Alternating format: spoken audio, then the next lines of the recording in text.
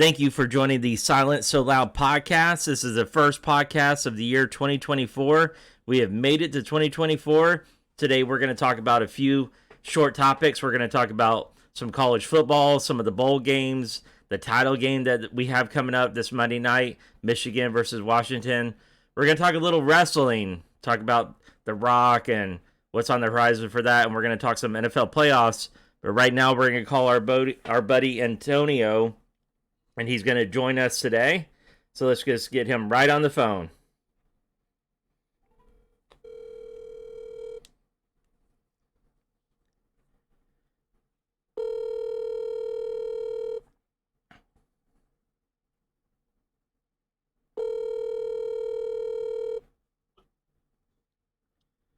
Hello? Tony, what's up? You're on. Yo, what's happening, man? What's going on, man? How you doing? Trying to start out my year right. Right. Yeah, you're on, man. Our first show of 2024, man. I'm excited. What's going on? Yes.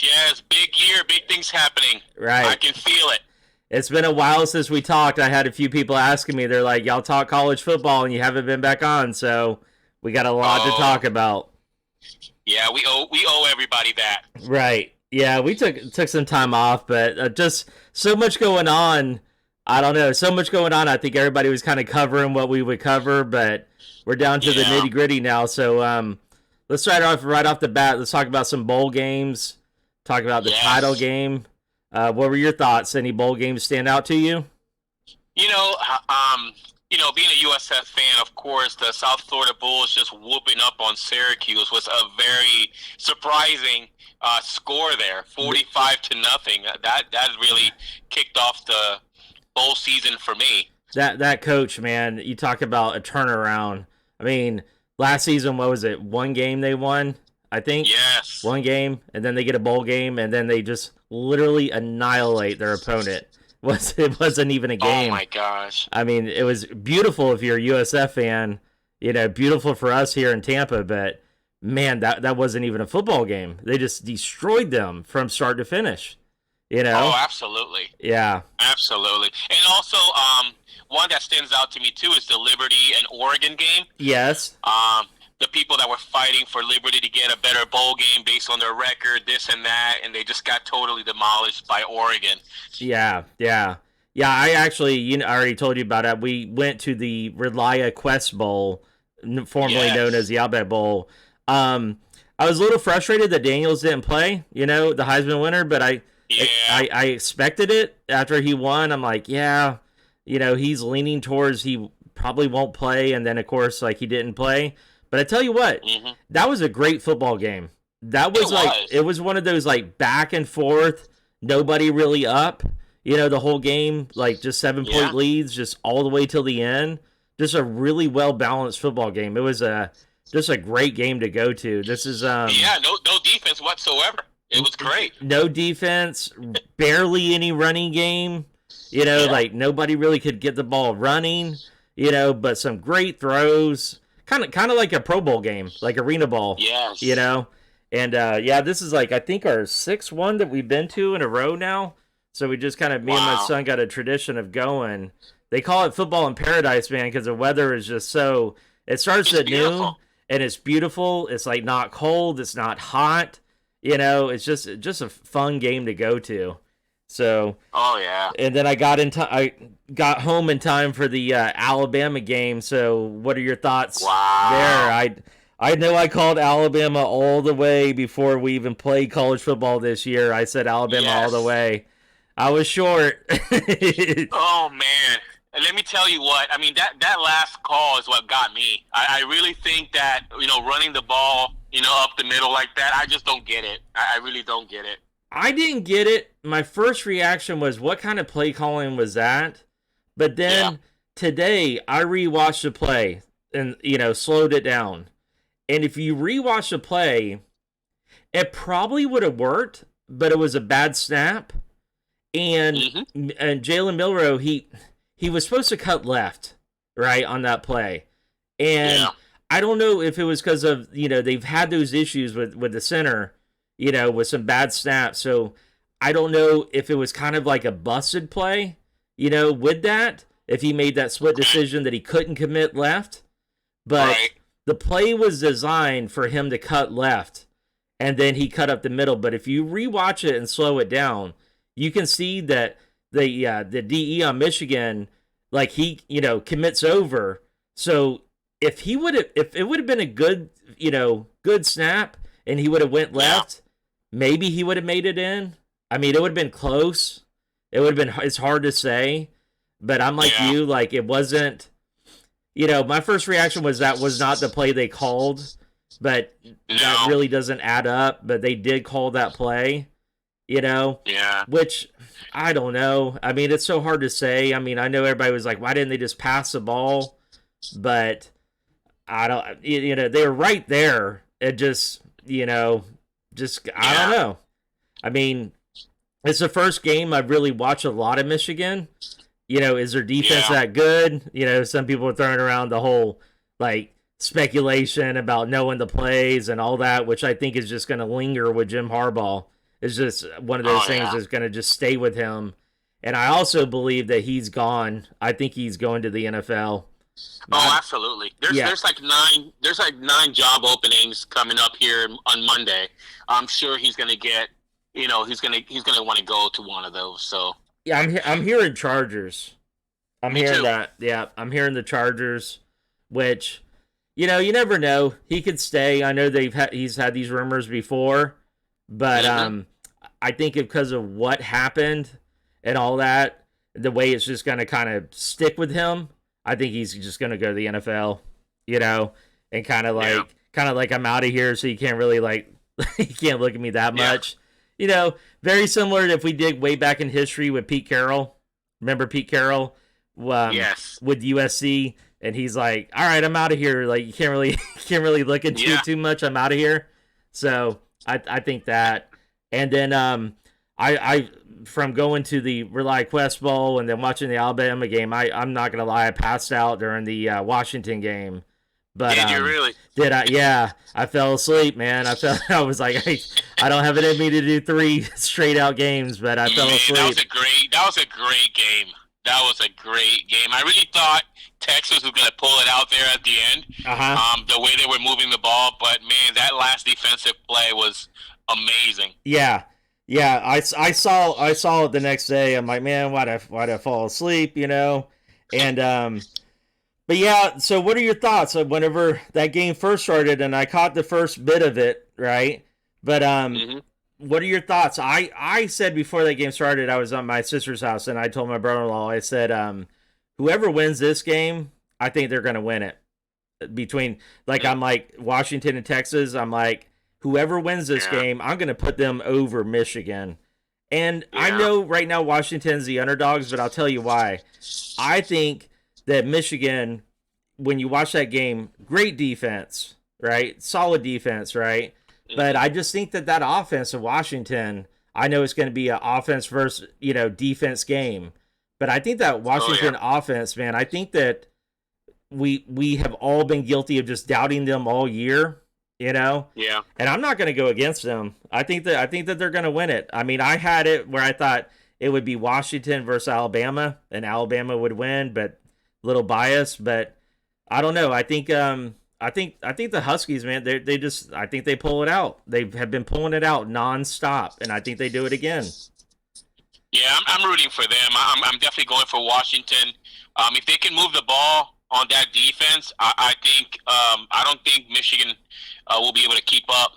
Yeah, but they gotta prove that they can move the ball. First of all, if they can pass the ball, man, that quarterback, man, let me tell you, he is Tampa boy. He is on fire, bro. Yeah. Wow. Yeah, man, everybody in this area is talking about it. He's actually, I don't know if you know this, he's from Dade City, right? Wow. He's from Dade City, right? Great people out in Dade City. I actually buy my cars out there. I go to Jim Brown Pasco Motors. That's where my father worked at for years and years, so I always get my cars out there. But he's actually from Dade City, and then he transferred and played at Tampa Tech, right? That's why I don't know if you caught the end of the game. He gave a shout out to Tampa, and then he gave a shout out to Dade City. I heard that. Yeah, that was pretty cool. I'm like, yeah. That was. everybody's looking up Day City after that comment. But yeah, that's pretty cool. So I'm gonna pull for that guy.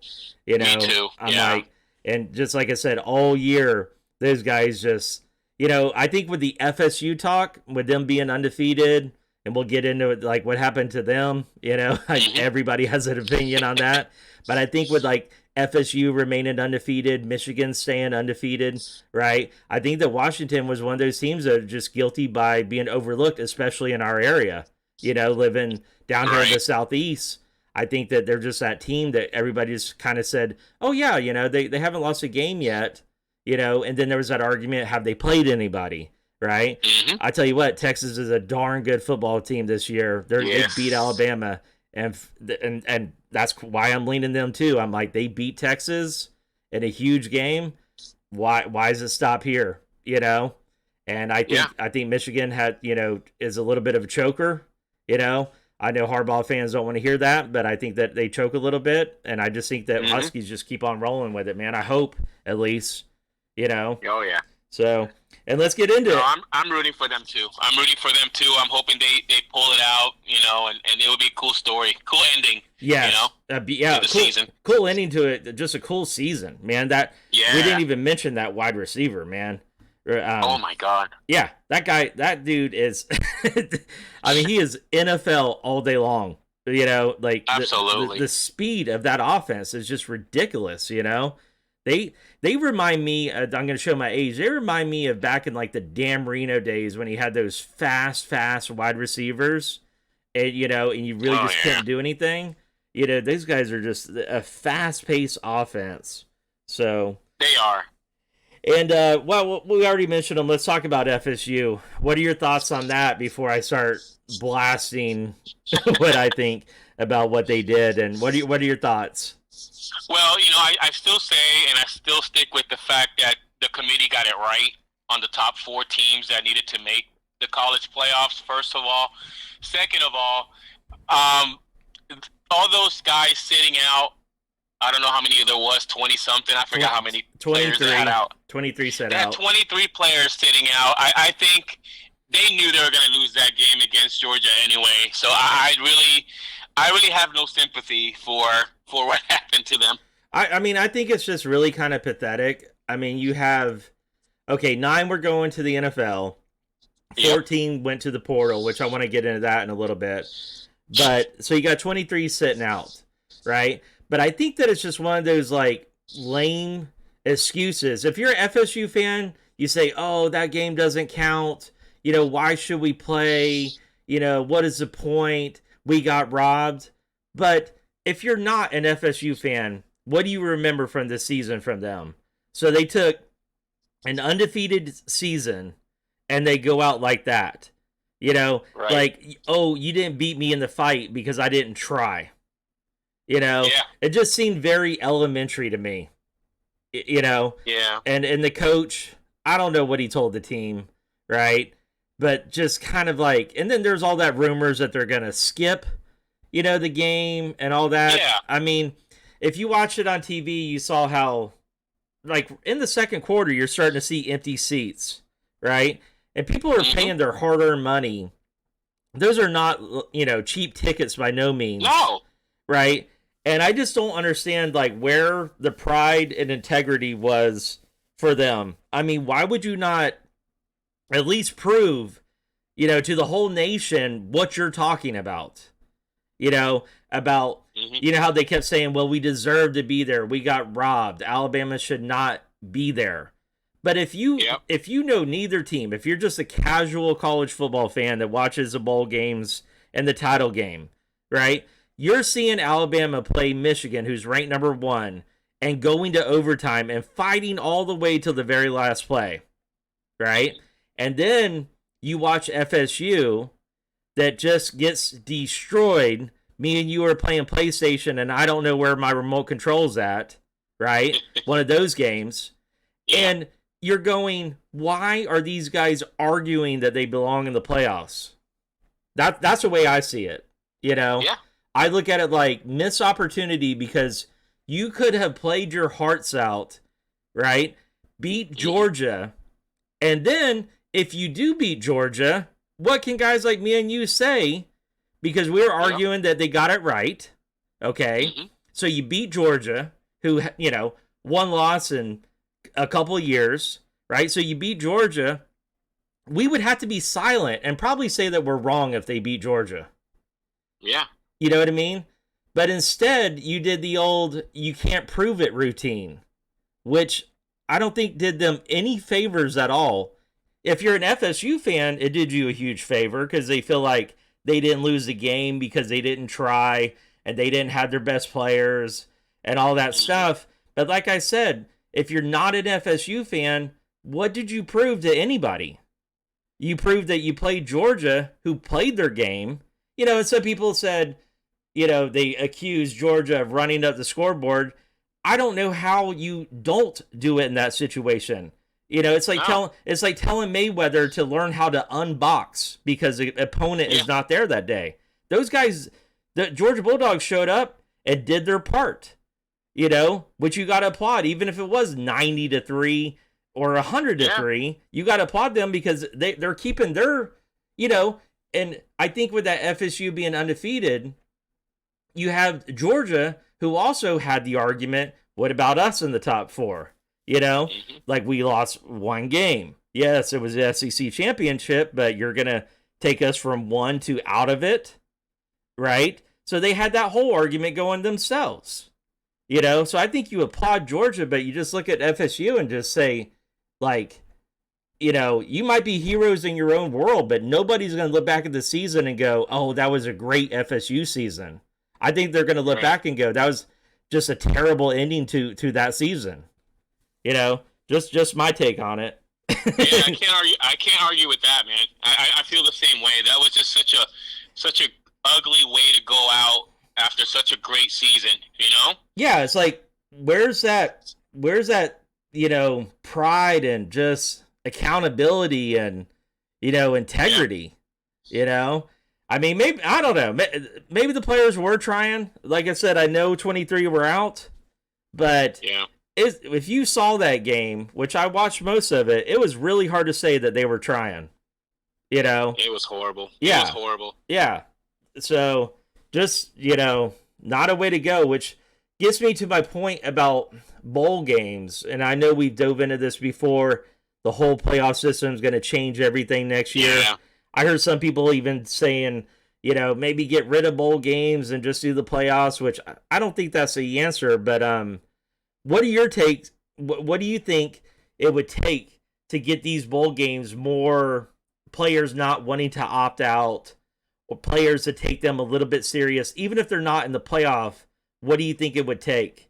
I mean, I know like you have USF that hadn't had a bowl game in a while, right? They obviously took that bowl game serious, the Boca Raton Bowl, right? Yep. But what is it going to take to get these college football players to take these bowl games, regardless of what they are, to be like, you know what, this is a big deal, I need to show up? See, the issue is also is the transfer portal really hurts any argument that you can make about the bowl games, and also, the agents with the NFL prospects going out.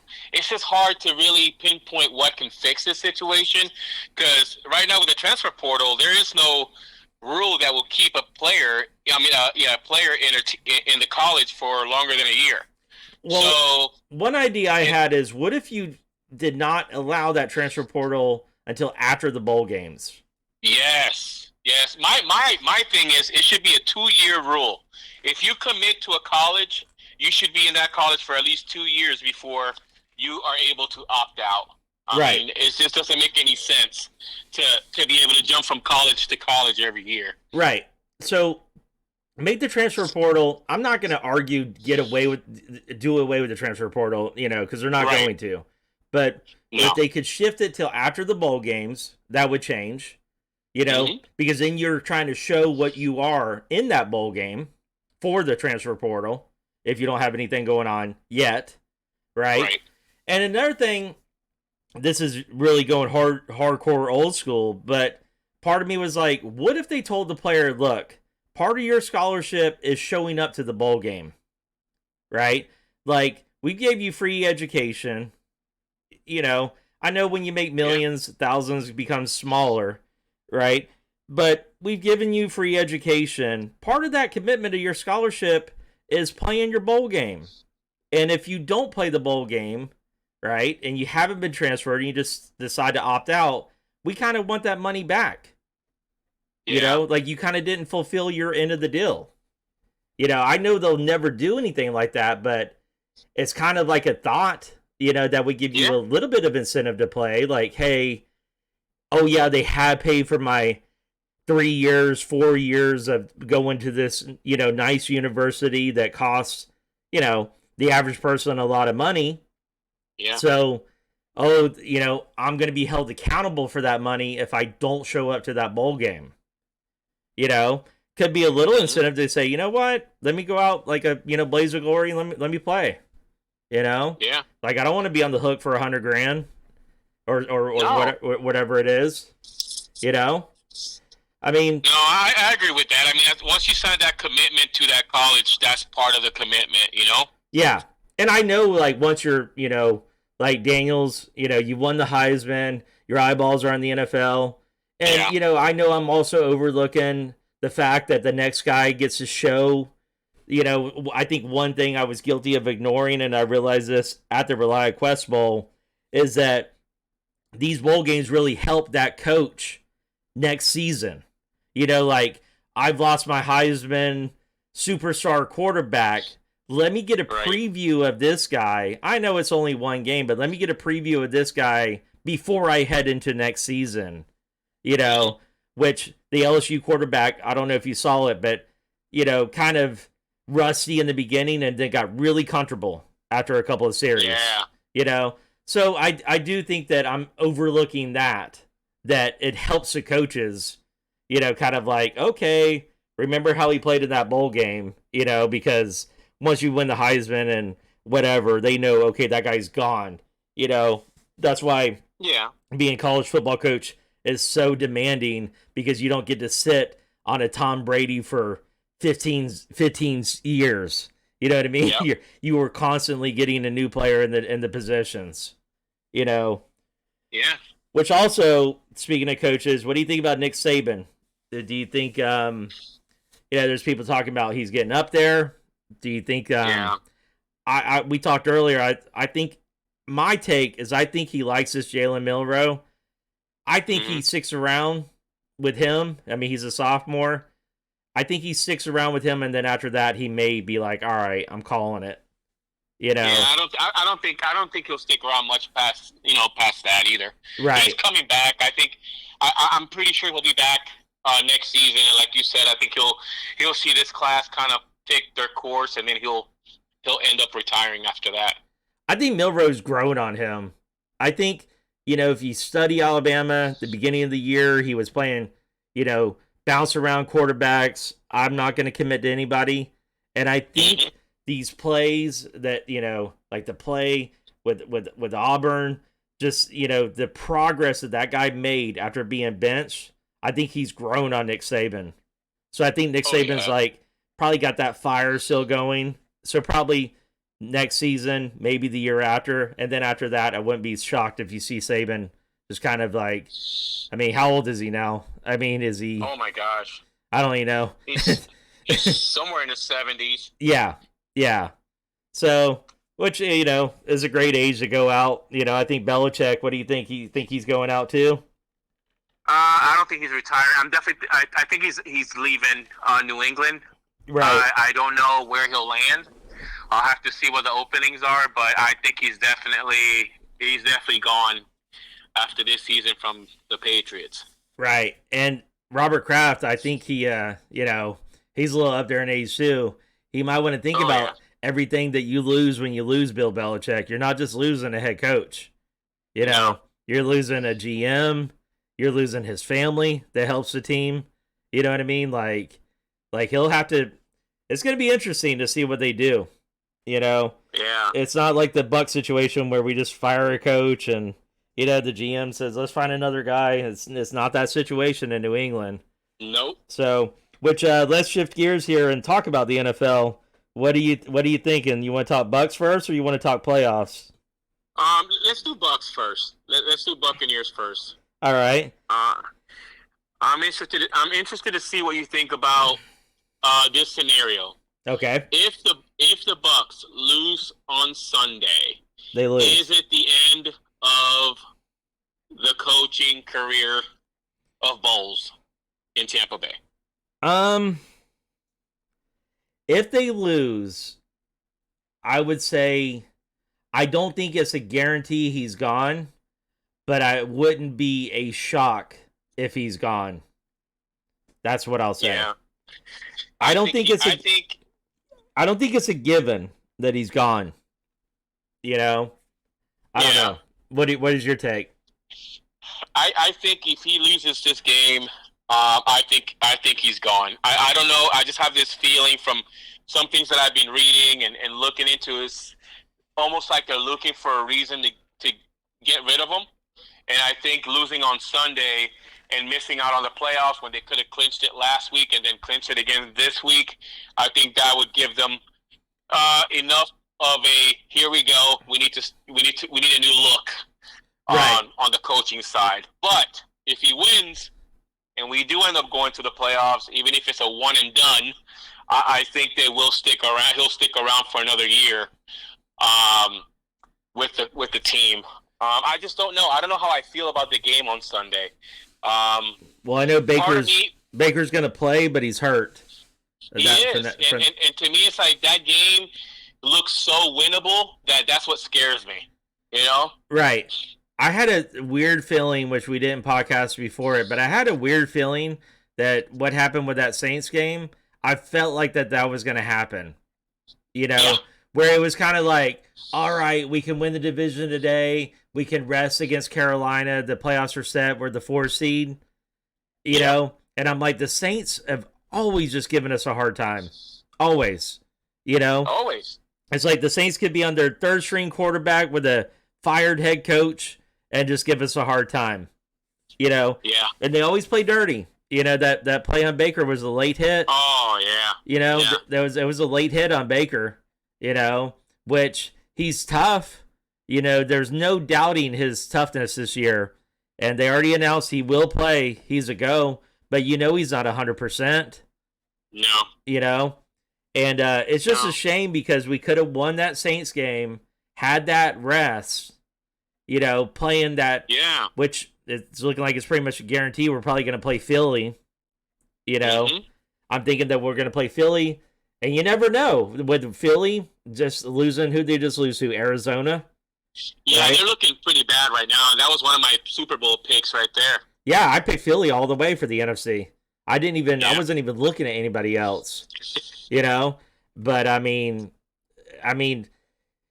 you figure if Baker was healthy and they would have won that game and they could have rested against Carolina, we could have a playoff win, and then Todd Bowles for sure is not in the hot seat if he wins the division and backs it up with a playoff win, you know.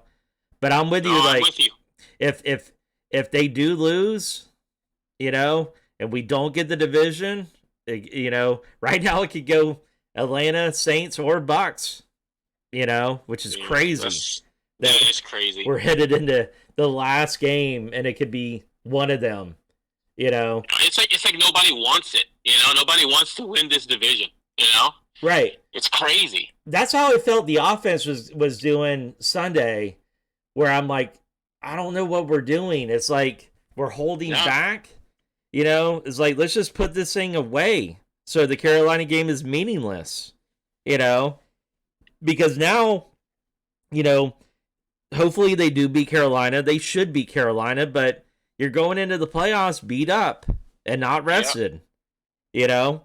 And that's a shocking part about Philly is to go from, you know, being both of ours, like our, without a doubt, NFC pick for the Super Bowl. And now, I tell you what, the way they do the playoffs now, that 1 seed, they got the huge advantage. I mean, over everybody. Because rest is so important in the NFL this time of year. And they're the only team that's going to get that rest, you know. Mm-hmm. And I remember you called Baltimore beginning of the year. Yeah, I'm saying Baltimore, right, for the AFC side. NFC side, San Fran's going to get that rest, you know.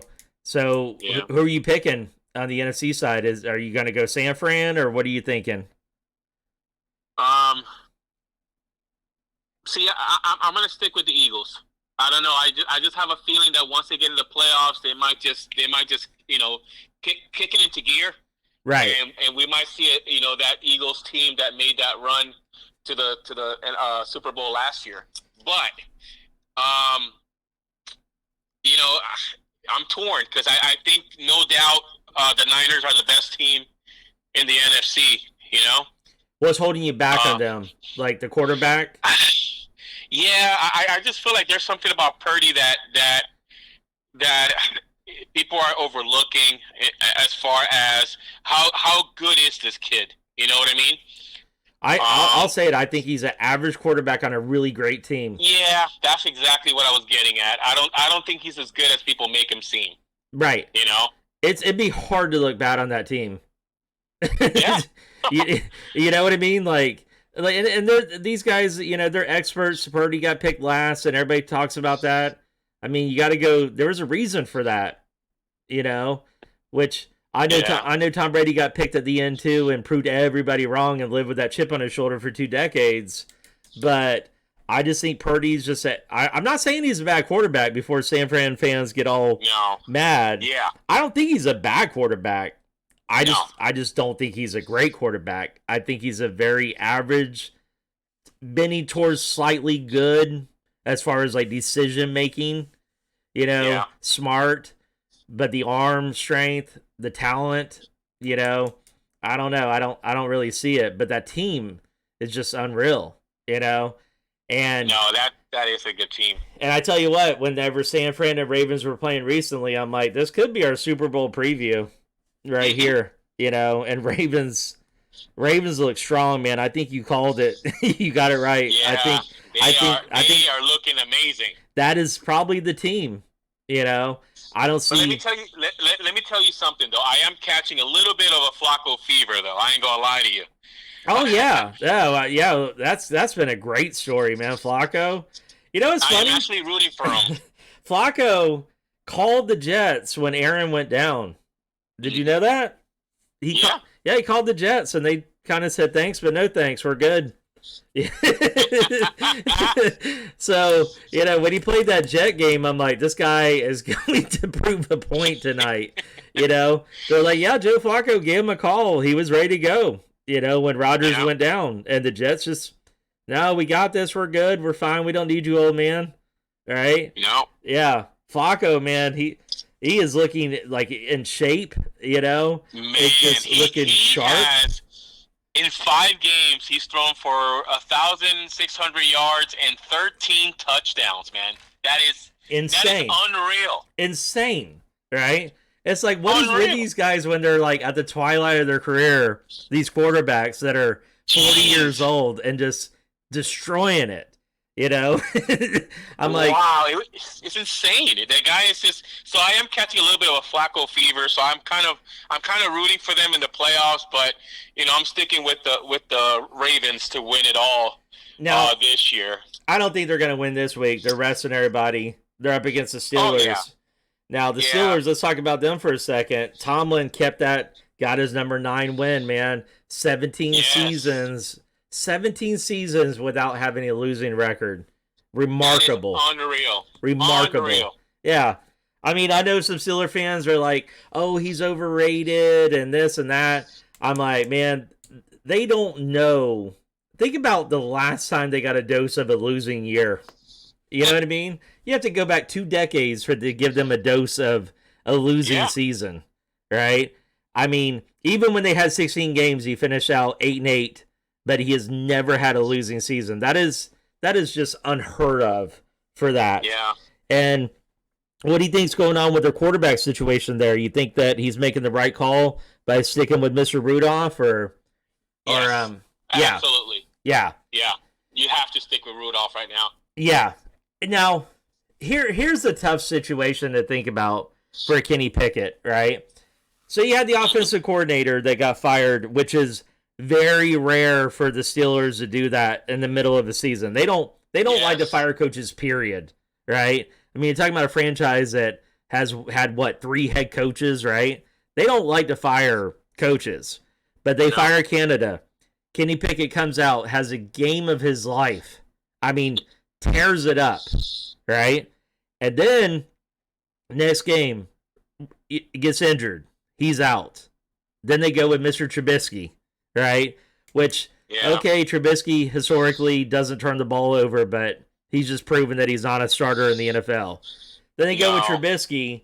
Then they put, Trubisky, they finally give up because Tomlin's like, oh my gosh, I'm going to have my first losing season ever, right? Go with Rudolph, and he just shows up, right? Yeah.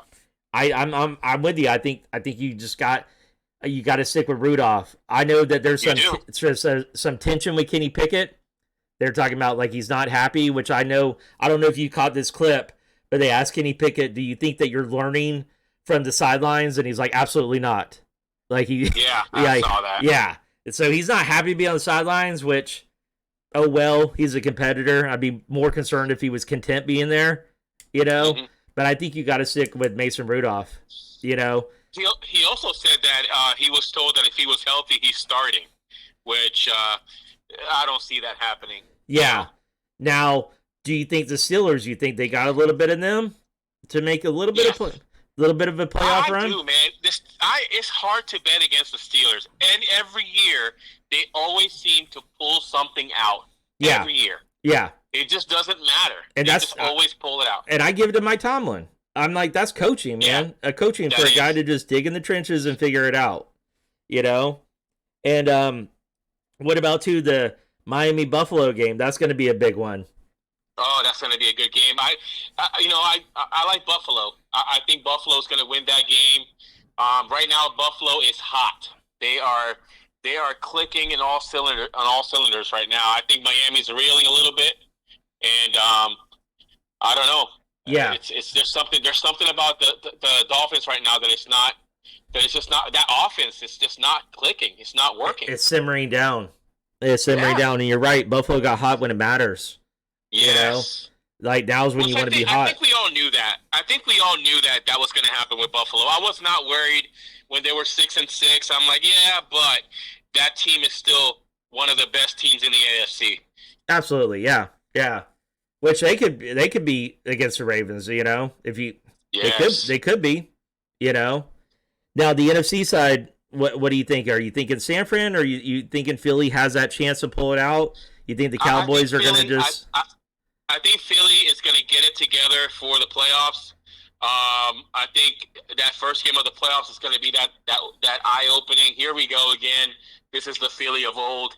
I think they're going to end up in the Super Bowl again over San Fran. It's just always San Francisco. Always something happens in the playoffs, whether it's in the championship game or the game in the divisional game. Always either injury or just bad play. They never seem to be able to finish. Yeah, I think that's going to happen again this season. Now, what about Detroit? We didn't mention them. Oh, I love Detroit. That's they got my heart this year. I've been rooting for that team all year long, and it would be an awesome story to see them in the Super Bowl. Do you think that was a garbage call? It's amazing. That 2-point conversion. I do. Yeah. I do. But you know me. I don't like the Cowboys, and I'm sorry to all the Cowboys fans that listen to us, but I can't stand the Cowboys. So that was a weird call. They cheated. Yeah, that was a weird call. And that coach, Dan Campbell, he does not. That guy is gutsy. I mean, yes, he will just go for it. Yeah, he didn't care. He's like, we're gonna do it again. Right. Line them up. Let's go again. Right. I like that. I like that about that guy. And even if they lose their first game in the playoffs, so what? Look at what he's done in Detroit. Right. You know what I mean? Unbelievable. Right. Unbelievable. That guy's going to be that coach. I'm telling you, they're dangerous. They're going to be dangerous in the playoffs. I wouldn't want to play Detroit. Can you imagine if they go all the way to the Super Bowl? That would be huge. Huge. Wow. And then you got Michigan in the title game. That would be wild. I think that coach is going to be there for a while. One Super Bowl that would be fun to watch would be the Browns versus Lions. Oh, that'd be great. That would be great. Wow. Right. All of those fans, the years of misery, they'd be so happy. So that would happy. Be insane. Yeah. at the same time. Yeah, that would Same be year. That would be insane. So that I'm kind of looking at that, but being a realist, I think there's no one right now that can compete with the Ravens. Yeah. AFC or NFC. Yeah, I think they're don't just think there's ahead. anybody. When you look at the whole league, they're just ahead of everybody. Yeah. And with the Bucks, like, let's just say, okay, let's look at what should happen. They beat Carolina, they win the division. They probably play Philly. They probably lose to Philly if we're being honest, right? Yeah. What do you think? They keep Baker around? Do they draft a quarterback? What are you thinking there? I know he gets $1 million bonus if they win that division Sunday. Yeah. Well, I know he wants to stay. At least everything that I keep hearing, from him is, he wants to stay here in Tampa. So I would like for them to find a way to sign him to a contract that's not going to really put us in a big hole, and keep him for the next couple of years. And hopefully we can still find a way to get Mike Evans to stay as well. But I don't know, man. I don't know if that's going to happen. I think it's more likely that we sign Baker than keep Evans. Yeah, same thing. But I think that we sign Baker because I don't think he's looking. I think he's just looking for a home. He's not looking to break any, record or, break the bank or anything like that. I just think he wants a team, where he isn't on the threat of losing his job. He just wants a home for a couple more seasons, is what I think. I think so too. Yeah, and he's totally happy being in Tampa. The players, they say they love him. He hangs out with them, goes to dive bars with Mike Evans. They said that he really holds himself accountable. They said that whenever he makes a mistake, that he's the first one to say that he made that mistake. The players love him. I mean, and I think that, man, like, talk about filling in some shoes. I mean, Tom Brady, like, that guy could have had every excuse if he had, like, a bad season. The media's never historically liked Baker, right? I mean, he is just, you talk about comeback player of the year. I mean, oh, no doubt. We dig all the way back to our original podcast where, before the season began, Colin Cowherd made that comment about Baker should retire. I mean, just people eating their words on Baker right now. Yeah, that was not. That was dumb. I mean, there's no way that guy. I was happy when we signed him. I had a good feeling about him coming into the season. I didn't know he was going to have the type of season he's having. Playing as well as he is, but yeah. But I do feel at this point in time that we should find a way to keep him around for the next couple seasons. I don't think it should stop us from drafting a quarterback. No, and I think he wouldn't care either. He's that type of guy that he'd probably help whoever we drafted. Yeah, because I think if Kyle Trask was going to be our future, we would know by now. Yeah, he's obviously not. I know the Gator fans don't want to hear that, but I just think he's probably just a backup quarterback in the NFL. So yeah, it's going to be interesting to see what they do. I'm with you. I think Evans is probably gone. Unless they can sort of reach some agreement, but I just don't. I don't know. I don't see that happening. No. I mean, if he stays, he would have to take a discount, unfortunately. Yeah. And he's not. I don't think he's going to do that. Why would he want to do that? Yeah. You know what I mean? He's at that point where he probably shouldn't do that. You know? Like, if he goes, you can't fault him. I mean, absolutely not. Jerry Rice left the 49ers. Yeah. It went as weird as that was. I mean, will it be bizarre for guys like me and you to see Evans in another jersey? I mean, I would hate it. I can't even imagine because he's literally on pace to be like my favorite all-time Buck. Me too. I mean, it would be like, I don't know, when we saw like Evan Longoria or Kevin Kiermaier in another jersey. It's just bizarre, It is. But I think it's going to happen. I think he's going to try to get that last payday. And he should. He's had his second or third best season ever. He should. He's 30 years old. Yeah. He should go to a team that has it, that has that, money for him, and just get it and play those. Yeah. Play 2-3 more good seasons and whatever. Yeah, So solidify that Hall of Fame career, you know? right, right. So all right. Well, on the topics I was talking about earlier, we're gonna shift gears and go to a little bit of wrestling. Right. Yes. WWE is on fire right now. On fire. Man. What do you think? Man, right now they can do no wrong. Absolutely no wrong. Every time I watch one of the shows, it's just one surprise. I still can't get over the whole CM Punk thing. I mean, I They still can't signed believe that CM he's Punk. back. They signed CM Punk. I mean, and then he backed it up on his promo. He said, "I'm here for the money. I'm not here to make friends." That's pure CM Punk right there. So, And let me tell you, WrestleMania, to have CM Punk versus Seth freaking Rollins, that is going to be insane. this WrestleMania, Insane. right now, this WrestleMania 40 is lined up to be, I mean, I'm going to say it, it's probably going to be their all-time WrestleMania. Yeah, it's going to be one of the best ever. I mean, I have a feeling that's what's going to happen. well, I mean, we're looking at Punk versus Rollins, right? Yeah. And The Rock. I mean, everybody can see what they're going to line up. They're going to have Reigns versus The Rock. And I mean, The Rock came out. I don't know if you saw his promo. Yes. And I thought it was perfect the way he said it. Now, another podcast, I have my buddy Drake Xavier on, the wrestler, and I told him how, in a way, it rubs me the wrong way, kind of like when The Rock shows up, you know, and he just kind of takes over, and then you got the guys that are working their butt off all year long, you know, that they just kind of take, you know, the secondary position. But, you know, Drake was talking about how, you know, it's great for wrestling. It brings in the ratings. It gets them on the news. It gets them on the headlines, you know, because TMZ, Fox, you know, ABC, all of those channels have been talking about how The Rock, you know, came out. Yes. And it looks like he's probably going to headline WrestleMania, is what I'm thinking. Yeah.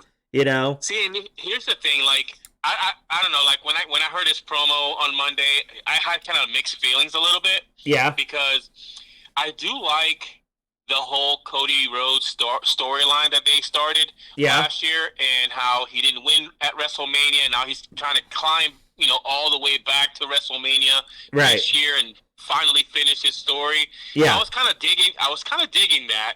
So throwing The Rock into the mix now, I didn't know how to feel on Monday. You know what I mean? So is this going to be the WrestleMania match, or is this going to be the Elimination Chamber match in February? I think, my opinion, is that he's going to have a match in February at Elimination Chamber to get tuned up, probably against Jinder Mahal. I think, and I think, like he said before on the Pat McAfee show, they had him lined up to face Reigns at 39 WrestleMania and at SoFi Stadium. They thought it was going to be great, but it just didn't pan out for whatever reason. But I think now, with Triple H in control of creative and all that, I think it has been brewing so long that it's just finally going to happen. That you're going to see Reigns versus The Rock at WrestleMania. You know? And you're talking about, remember the promo he did with John Cena for 1 year? I mean, they drove out a promo for 1 year. So I think that being he made that head of the table comment that it's a go. It's going to be Reigns versus The Rock, you know. But what do you do with Cody now? That's a good question, man. It's like one of those things where you just go, now what do you do with him? You know? Yeah. I think, that's tough, you know? See, what I was thinking is this. So when they signed on to do the Elimination Chamber show in Australia, right? I heard one of the WWE, not WWE, wrestling podcasts that they actually asked specifically for The Rock to be part of whatever event they were going to hold there. Right.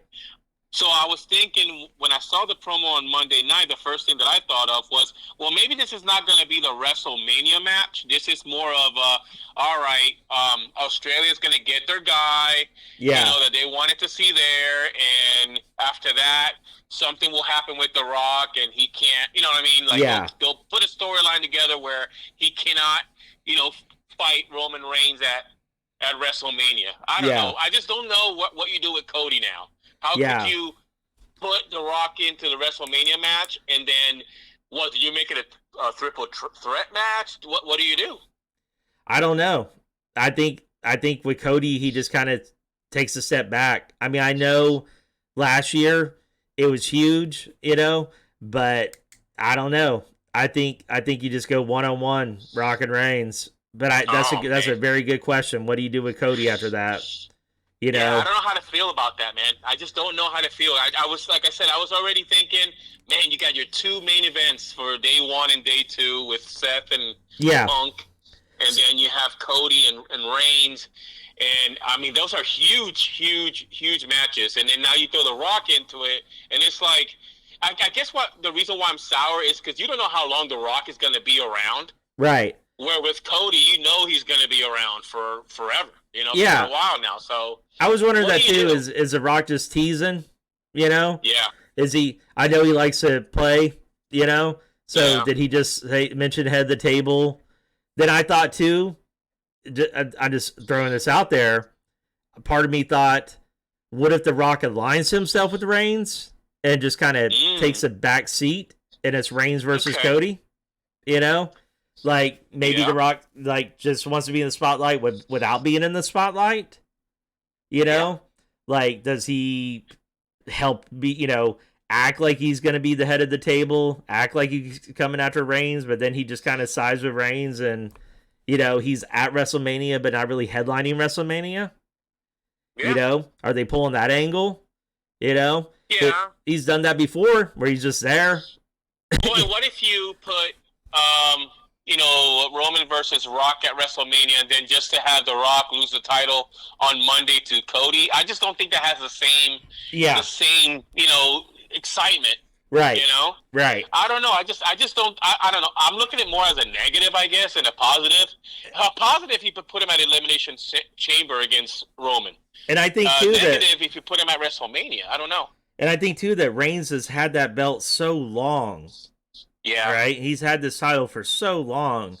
Does he lose it to The Rock, who's not sticking around? Does that really make sense? Doesn't make sense to me. No, it doesn't make sense. That to a guy that is probably gone as soon as WrestleMania season's over. Yeah. So I don't know, but that just hit me. Maybe they do have Cody versus Reigns, and The Rock is just kind of there. Yeah. I don't know. I could see that. Maybe as a special guest referee or something. I don't know. Right. Because I know people are throwing a few jabs at him. I mean, I know the guy's in tremendous shape, but that little bit of wrestling he did with Jinder Mahal, he seemed a little out of breath, and they're like, you better get in wrestling shape, Brock. He did look out of breath, but yeah. Oh, and I'm hearing a rumor that's kind of interesting. So I don't know if you keep up a lot with AEW. Yes. But so MJF just lost his title to Samoa Joe, and they if you look on their website, they've taken him out of their roster, right? Right. So the rumor a few months ago was that he signed with AEW for I don't know how many years already, right? So, but he said recently that he had not signed with anyone yet. Yeah. So what I'm thinking is going to happen is he's not on the roster right now because he's going to be a surprise entrant at the Rumble. The Royal Rumble. Yeah. After the Royal Rumble match, though, he will go back to AEW and sign, I guess, the 2-year or whatever deal that they had initially said. Oh, that's interesting. Yeah. I don't know. I just don't see Tony Khan getting rid of your best, superstar and just saying bye to him. I have a feeling that they worked it out. Listen, I will sign the contract under one condition. Mm-hmm. The month of January, I am a free agent. I go do WrestleMania for WWE. After WrestleMania is over, we come back and I sign my 2-year, 3-year deal that's on the table. Yeah, I could definitely see that. So, Can you imagine oh, when his that'd be music huge. hits? Yeah, that would be huge. Whoa, wrestling fans would go crazy. So, That would be insane. all right. Well, yeah, we hit a lot of topics, my friend. So, Yes. anything you want to add? No, just I can't wait till the next one, All right. and we'll hit it. We'll hit it hard again here soon. All right, man. Well, thanks for calling in, and everyone out there, thank you for listening. We appreciate everybody listening to this podcast. All right. All right. Bye. I'll talk to you later. Bye.